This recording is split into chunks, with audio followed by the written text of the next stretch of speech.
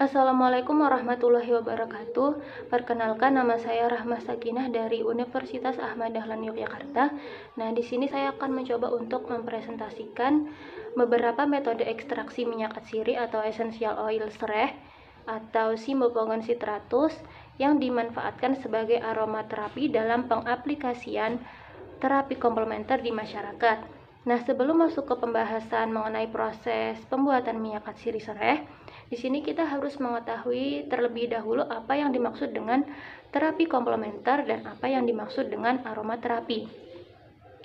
Menurut Andrews et al. Tahun 1999, terapi komplementer merupakan terapi tradisional yang digabungkan ke dalam pengobatan modern. Nah, dalam hal ini aromaterapi merupakan salah satu terapi komplementer yang dapat dijeniskan atau digolongkan ke dalam terapi biologis atau terapi herbal. Sedangkan menurut McKinnon tahun 2004, aromaterapi sendiri merupakan terapi non-farmakologis yang memanfaatkan essential oil atau minyak atsiri untuk meningkatkan dan memelihara kesehatan, merangsang proses penyembuhan, serta meningkatkan gairah dan semangat. Dalam pembahasan kali ini, mengapa saya memilih serai sebagai bahan yang digunakan untuk minyak atsiri atau essential oil?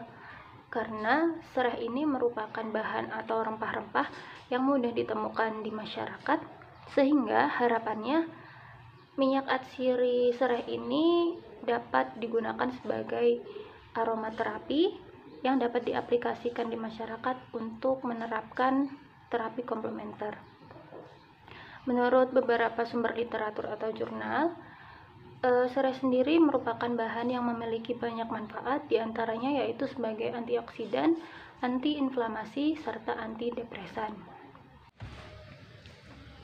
Destilasi atau penyulingan merupakan salah satu metode ekstraksi yang didasarkan pada perbedaan kecepatan suatu komponen atau bahan untuk menguap pada titik didihnya masing-masing.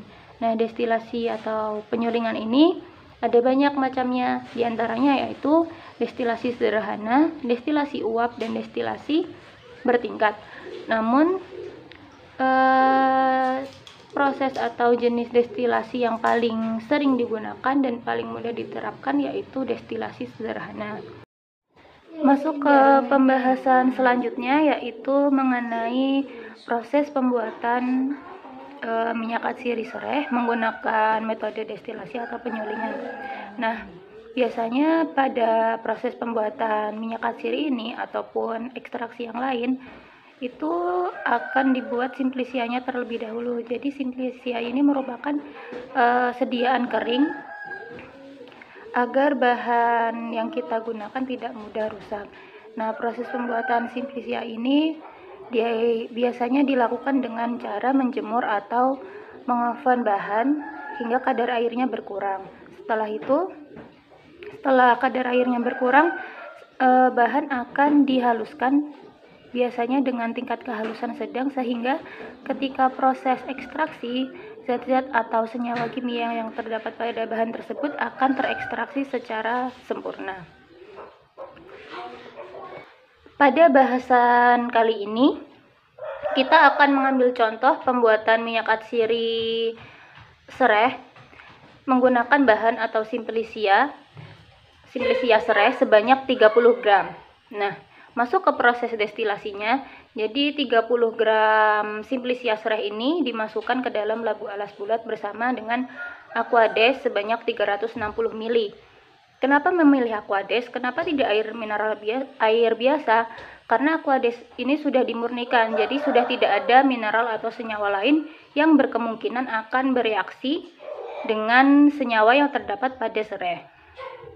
Nah, kemudian setelah dimasukkan ke dalam labu alas bulat ini, nanti labu alas bulat ini akan disambungkan dengan bagian alat destilasi yang lain yang bernama pipa T. Kemudian pada bagian pipa T ini, bagian atasnya ditutup dengan termometer ataupun plastik agar pelarut air atau aquades tadi tidak menguap. Nah, kemudian pipa T ini disambungkan dengan alat lain atau bagian alat destilasi yang lain yang bernama kondensor. Nah, di kondensor ini terdapat 2 lubang yang nanti akan disambungkan dengan pipa atau selang.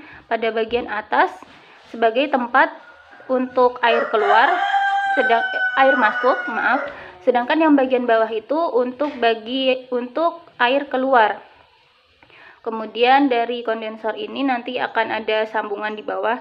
Nah, disitulah tempat nanti minyak atsiri tersebut akan keluar dan ditampung dalam wadah tertentu.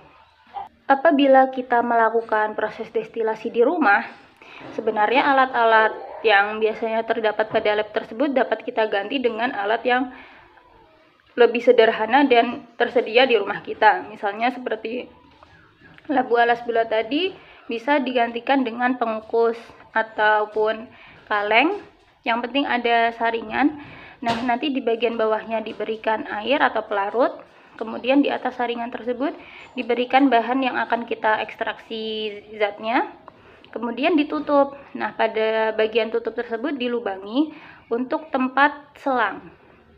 Nah, kemudian selang ini dihubungkan dengan kondensor. Nah, untuk di rumah, kondensor ini bisa digantikan dengan kita menggunakan baskom atau tempat lain yang dilubangi kedua sisinya, kemudian disambungkan dengan selang tadi.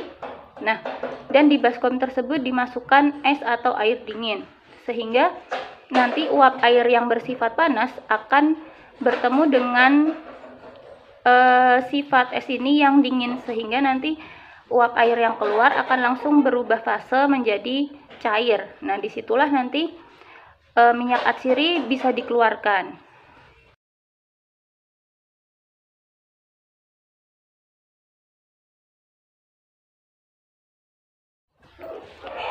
Demikian presentasi yang dapat saya sampaikan kali ini. Apabila ada kurangnya, saya mohon maaf. Terima kasih. Wassalamualaikum warahmatullahi wabarakatuh.